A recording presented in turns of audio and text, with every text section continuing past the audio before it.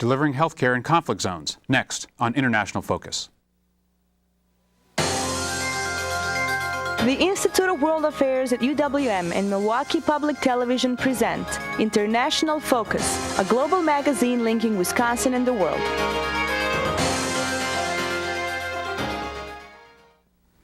Welcome to International Focus.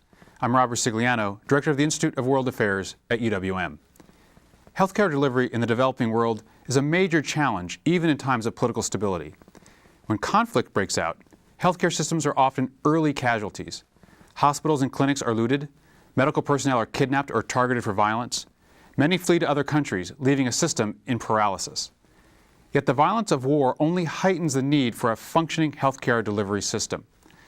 To help us explore the challenges faced by medical personnel in developing nations when conflict erupts, we're joined by practitioners with frontline experience. With us in the studio is Aaron Buseh, Associate Professor in the College of Nursing at UWM. A native of Liberia who began his career in nursing, Dr. Buseh specializes in healthcare systems of developing countries. He is the author of Empowering Resilience, Improving Healthcare Delivery in War-Impacted African Countries, released earlier this year. We're also joined by telephone by Dr. James Sanders, a member of the faculty at the Medical College of Wisconsin, a specialist in humanitarian medical relief. He has worked in facilities across the globe, including Haiti, Thailand, Sudan, and Kosovo. He shared in the 1999 Nobel Peace Prize as a volunteer physician member of Médecins Sans Frontières. Both of you, welcome to International Focus. Thank you. Thank you, Rob. Yeah, James, I'm wondering if we might start with you. If you could describe to us the context we're talking about. I mean, people in the U.S. complain about the healthcare system, but what we have here, I imagine, far outdistances what people have in a developing country, let alone in the midst of a conflict or humanitarian crisis. That's it, yeah. You know, I mean, just taking at a stable situation in a developing country, you have a tremendous lack of infrastructure, lack of health facilities from which to get primary health care, and in those facilities, lack of human resources that are adequately trained and staffed, lack of medical equipment that's working and appropriate for the situation, and on down the line it goes. So even in the stable situations, it can be full of deficits. In a humanitarian crisis, especially one that's caused by violence, and people are moving for purposes of security, you can imagine that many of them are just traveling with what they can carry or what they can humanly pull or tote. And so when they do arrive in an area of safety, say a refugee camp or a township, they start setting up encampments and start trying to find decent shelter and clean water, a place to eliminate their garbage and their waste, a place to properly cook and prepare their food. Actually, we just stop there because that's a pretty profound difference. So here, when we think about healthcare, we don't think about the need to dispose of garbage or have a place to go to the bathroom. You know, that's the truth. That's where it starts, of course, though, is in the infectious diseases that are waterborne or carried hand to mouth, or living in close proximity with one another, say in close quarters. And so when you get a lot of people that are closely, tightly packed together in, say, an encampment, a refugee situation, or displaced persons, you've got a huge time bomb for infectious disease. And one of the first things a group will do, say Médecins Sans Frontières, is they'll move in and they'll establish as best they can a clean source of water. And a responsible way to do that is to make sure then that the latrines and the garbage and the dirty hygiene uses for that water are carried off in a different direction so that there's not cross-contamination. And because what happened in Goma, for example, after 94, the Rwanda genocide pushed people into northern Congo into the township of Goma, which recently has been in the news. 1 million people encamped on the lake of Lake Goma, or on the edge of Lake Goma, and cholera began. and the cholera ran down into the lake where people were washing and they were bathing and they were getting their drinking water, only to reinfect themselves with more cholera. So this human death toll there, the highest I believe has ever been recorded in a refugee setting, was because of the water situation. So that's, you got to establish water, obviously. And then what a group will do is they'll go in and they'll vaccinate everybody right away. We go in and we give vaccinations to prevent the typhoid and the measles and the mumps, the rubella that often come very quickly when people are tightly packed together, and it's easily preventable with the vaccines. And then lastly, we'll start becoming we'll come in with our primary care infrastructure and deliver basic health, react to basic health needs. But the first and mainstay is that prevention effort. That's really got to be there. So you're now dealing with, in these situations, you're dealing with a whole host of health threats that you hopefully do not have in a more stable situation. Oh, yeah. And, of course, it depends entirely on where in the world you are. Malaria and vector-borne diseases are huge. But, say, in Kosovo, that wasn't an issue, obviously. But you did have waterborne diseases. You had the weather was turning frightful, so you had issues of exposure. People needed shelter. You needed proper nutrition and food so people could keep their immune system strong to fight off the routine health issues. So in Kosovo, it was different because of the climate, but you always are going to have the same things, such as measles, waterborne diseases, nutritional issues, whether it's man-made or natural-made, like the earthquakes in Pakistan. It's another good example of people just being quickly thrown together in a refugee situation without much food or shelter, very vulnerable. And the first thing you have to do is really go in and provide very basic relief and try to bolster the natural ability for people to fight disease and immunize them. I just wanted to add that in a lot of these settings, especially in the developing countries of Africa, these are tropical settings. And so there's a huge petri dish already existing within that natural environment, if you will, for, like James said earlier on, for diseases infectious diseases to kind of like breed. So you will always find mosquitoes, whether you work hard at giving bed nets or whatnot, there will always be mosquitoes around. So the issues of health has to be looked at very holistically, and not just this whole absence of a disease per se. Yeah, right. Yeah, and so it involves the issue of water, it involves the issue of firewood, it involves the issue of the distance from where the villagers live to the clinic or to the healthcare setting. Yeah. And in the normal times, even in normal times when there's no guns, or machetes or whatever going around, people still have to travel long distances to come to these health centers. Oh, yeah, especially health centers with something to offer. Right. Yeah. There. Right. I worked, before coming to the U.S. For graduate school, I worked at a Lutheran hospital somewhere in the northern part of Liberia, which northern central part of Liberia that served almost the only viable hospital in that area before the war. Yeah. And I work in the night as a nurse in the emergency room. If you work as a nurse in the emergency room, get bread, especially in the evening or in the afternoon. In the night, you're going to see from diarrhea cases, little ones coming in with diarrhea cases, grossly dehydrated, to pregnant women that have been in labor probably 2 days, 3 days, yes. And trying to work their way to that health post. And then the issue of culture too also has to be considered.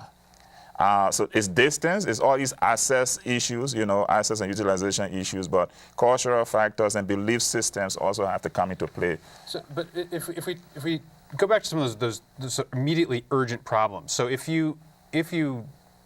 the people need clean water, you provide clean water. If they need sanitation, you provide sanitation or shelter, whatever it is. That seems fairly obvious, right? That immediate response. But the goal is not to keep people living in refugee camps, right? So, no. so where do you, Dr. Sanders, what do you do in the sort of medium term with these populations to keep them alive and keep them healthy? Excellent. Well, you don't have to look any farther than the Hmong situation, and many of us in southeast Wisconsin are familiar with that group, coming from the Laotian highlands, and were staged for decades in northern Thailand after they were routed from Laos. And here you had a group in refugee camps for years and years and years and years and years. Indeed, to keep them healthy, and that is a hard thing because they're many times are prohibited from working because the local domestic population doesn't necessarily welcome incursion of newcomers, competing for jobs. So you have to keep them occupied. That's excellent for their mental health, of course, is to give people a sense of purpose and well-being. Give them a little cash income so they can buy things of necessity and trade and barter with each other as they need to, and then provide the primary care that's so vital just for our day-to-day health needs. As Aaron was saying, the ladies that need prenatal care, the children that need well child care, the adults that need regular visits for their acute illnesses. Without that, naturally, those things go on to become problematic, and then you have increased and harder problems to solve.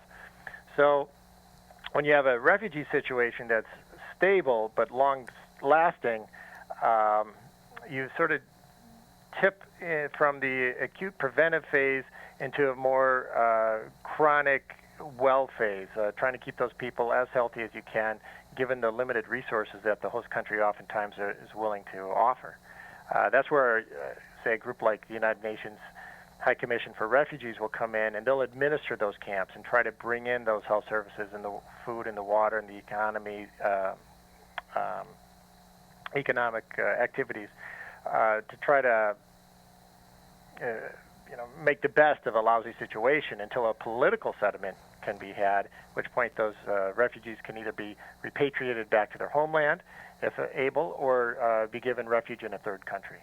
Well, we're coming up on our break, and so I want to ask maybe one last question, which I'm sure Dr. Buseh and I will take up in more length. But so once you've dealt with the immediate, you've made some transition to dealing with longer-term issues.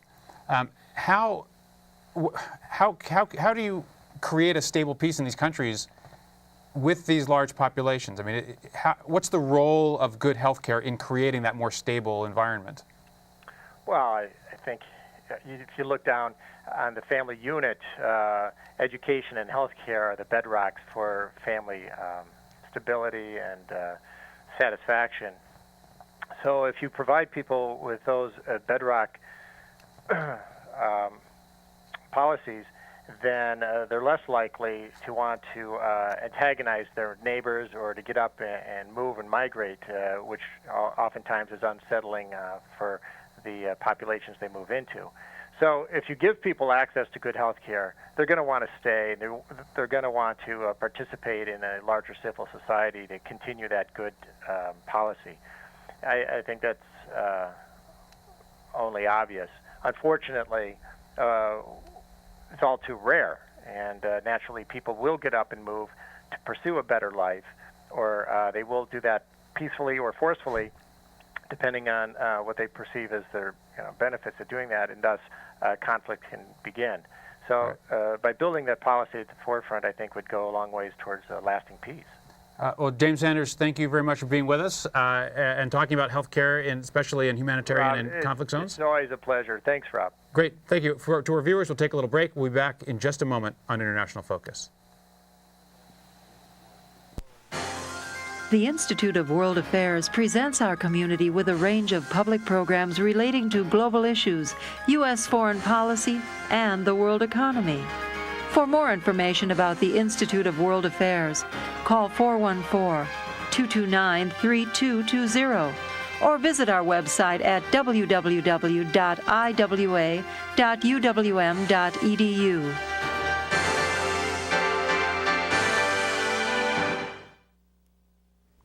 Welcome back to International Focus. We're talking about delivering healthcare in the developing world, especially in conflict zones and humanitarian crises. We're joined in studio by Dr. Aaron Buseh.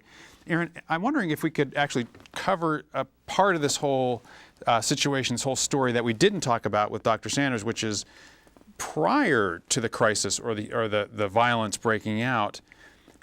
In what ways does poor healthcare or the lack of healthcare delivery contribute to the violence to begin with? I think that's a fascinating question, and I'm not too sure whether a lot of scholars, in fact, have taken a look at that. But you have to look at maybe the whole issue of the priority. What is the priority of these governments in the first place?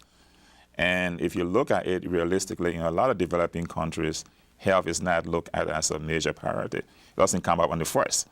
A lot of governments in some of these developing countries are corrupt, and they are more concerned about keeping themselves in power. So they would pay attention to the military. They would pay the soldiers' salaries first. They probably won't pay nurses and doctors any sort of good money. Medical schools and nursing schools are not well funded. In some countries in Africa, in fact, there are no medical schools. And thus, they will have to make sure that they try to import doctors from other countries and whatnot. So it becomes a difficult process. Health, too, also, in some instances, could even set off the motion for inequality, in a sense.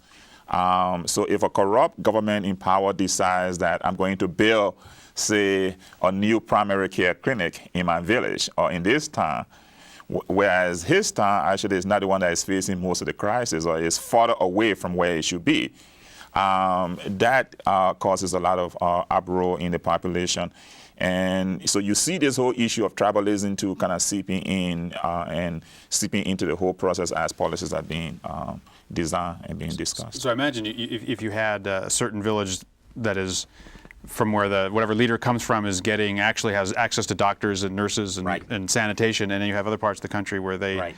are dealing with these diseases we talked about earlier, right. of malaria and cholera and other things, that leads to this sense of inequity. And I'm wondering if you reflect a little bit on your experiences in Liberia in terms of both what had preceded the violence, but then it seems that once the violence starts, you have this really vicious cycle. Yes. that you have populations who are already endangered becoming more endangered. Yeah.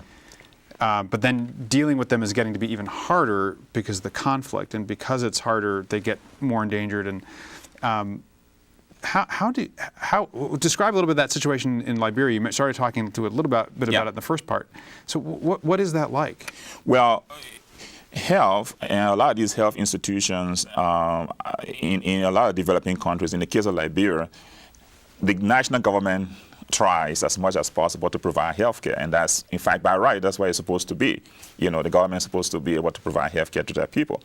However, governments around the world, and especially in developing countries, are unable to do that. So they depend a lot on non-governmental organizations or on private sectors, Christian-related organizations. So I mentioned the Lutheran Church, the Evangelical Lutheran Church, for instance. In Liberia, there's the Lutheran Church, there's the Methodist Church.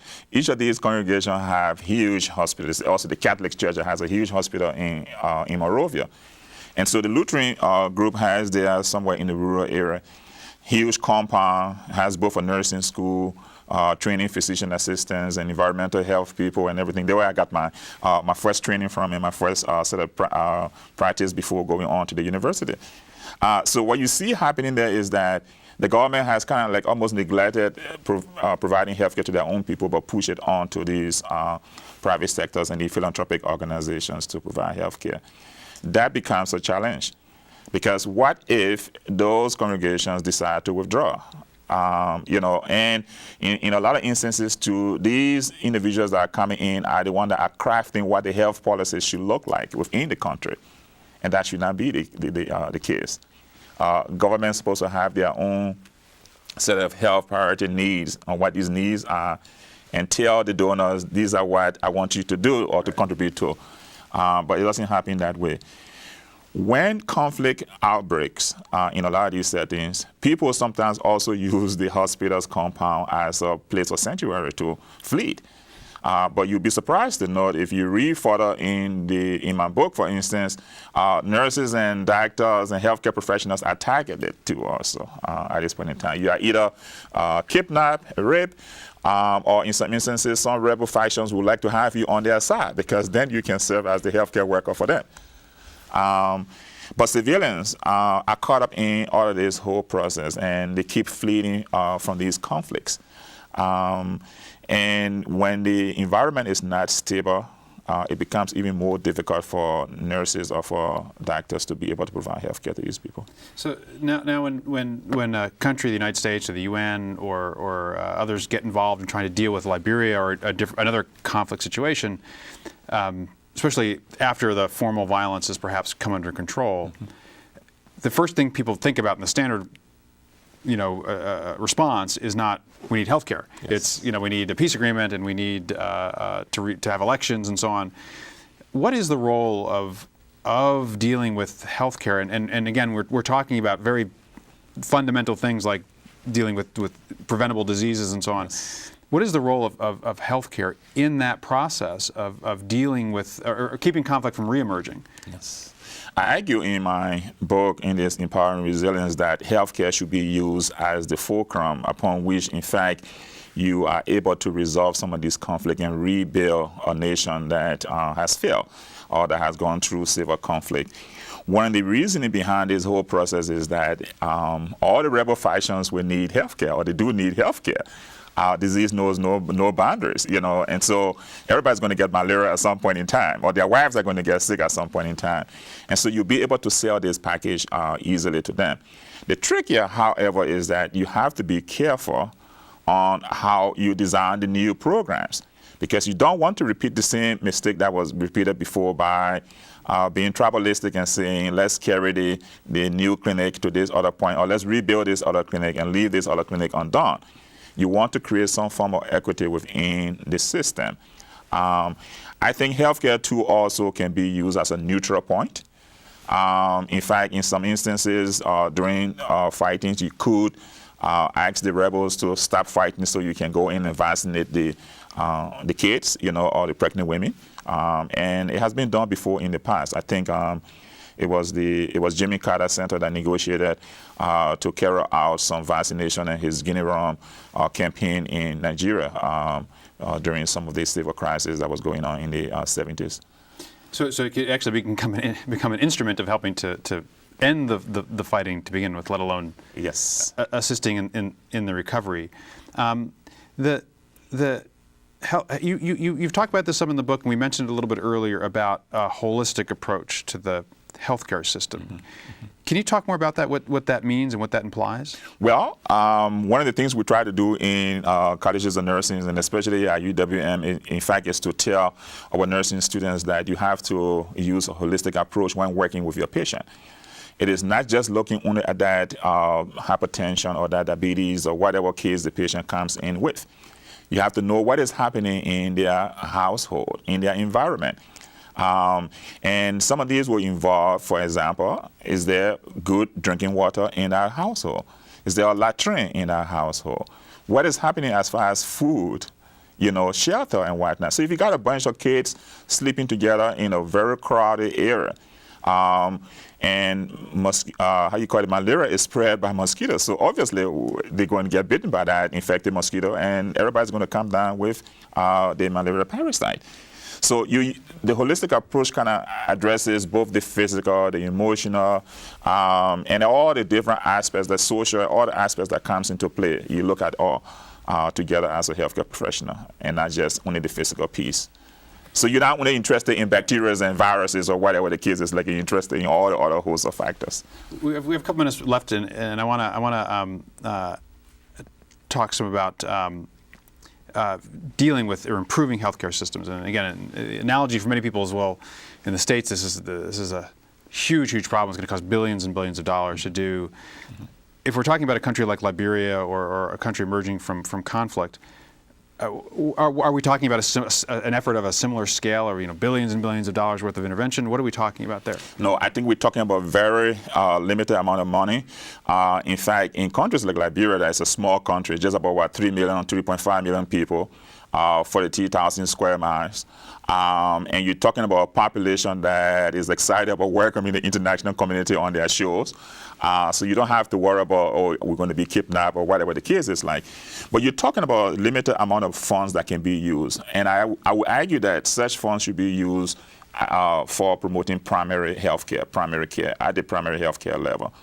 And at the primary care level would be mostly focusing on prevention and treating those basic, providing basic health care, and focusing less on building new hospitals, CT scans, and spending millions of dollars on, or thousands of dollars on CT scans, and when people cannot afford to pay for those stuff in those settings. Or what happens if it breaks down? How can you replace them? It becomes a difficult challenge. So in essence, the whole process of spending little but being able to provide cost-effective programs is what is critical in some of these settings. So in that sense, the argument really is it's a little bit of investment is going to have a very big return, especially if you're talking about the basic health of people. Right. I want to promote your book one more time. It's Empowering Resilience, your story of the healthcare system in Liberia, but I assume from your discussion there's lessons in that for many other countries around the world. Absolutely. Dr. Aaron Buseh, UW-M College of Nursing, thank you very much. Thank you. To our viewers, we'll see you next week on International Focus.